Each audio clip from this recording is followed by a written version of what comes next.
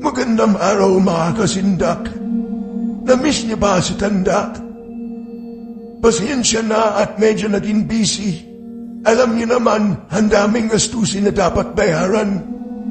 Gotta grind hard to pay the bills. Ha ha ha ha ha. So eto na na. Apoy babalit at meron panibagong kwento.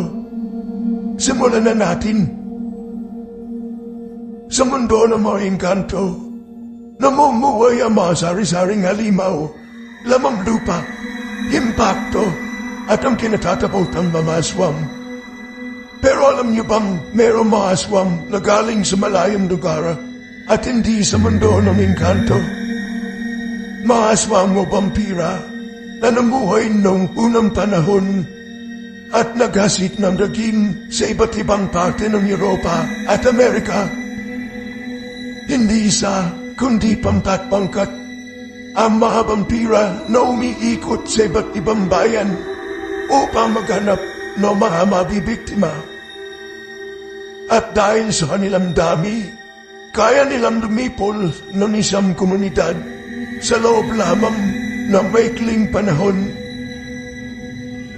At kapag gano'n na nga ang nangyari, kapag naubos na at wala na silang makain, maghahanap sila at lilipat sa ibang lugar upang doon magsaboy ng padiliman at kamatayan.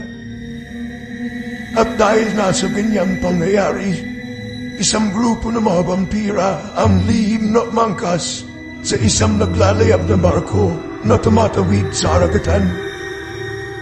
Gabi-gabi ay nababawasan ng mga tao ng nasabing barko. Iniisa-isa sila ng mga vampira upang kainin hanggang sa dumating ng panahon na 5 taon na lamang sila kasama na ang papitan ang natira. Yun ang udyak ng pagkakataon na lumantad ang grupo ng mga vampira. Ngunit hindi lagad pinatay ang malalabing tao ng barko sapagkat meron silang mas maitim na binabalak. Gagamitin muna nila ang kakayahan ng mga tao ng barko para maharating sa alupaan upang doon naman maghanap ng mga bagong biktima. Di kalahunan ay natuntunan ng barko ang palapaan. Agad namang kinitil ng mga vampira ang buhay ng 5 pandaragat.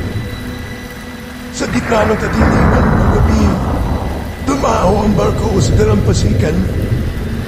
Agad na bumaba ang grupo ng mga vampira upang magunman sa paligid.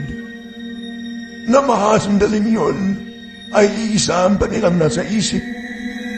At iyon ay kung paano mapapawid ang kanilang pagkauhaw sa dugo ng tao.